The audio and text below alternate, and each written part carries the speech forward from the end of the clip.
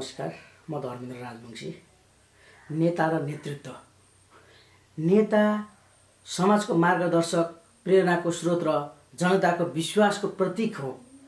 सच्चा नेता पद वा शक्तिबाट होइन, आफ्नो आचरण, विचार र कर्मबाट महान बन्ने हो। नेतृत्व आचरण भनेको नेताको बोली, व्यवहार, निर्णय र कार्यशैलीमा प्रकट हुने नैतिकता, उत्तरदायित्व र जनप्रतिबद्धता हो।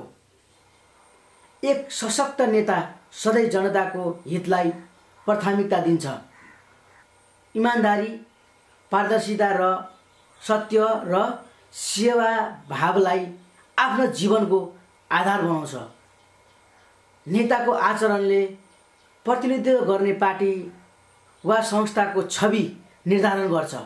त्यसैले नेताले व्यक्तिगत स्वार्थभन्दा माथि सामूहिक हितमा सोच्न, आलोचना, सहन र सहकार्यको भावना राख्नु पर्छ। सदाचारी नेतृत्व निर्माण, निष्पक्षता, व्यवहार, विनम्रता र कार्यशैलीमा जिम्मेवारी देखाउँछ।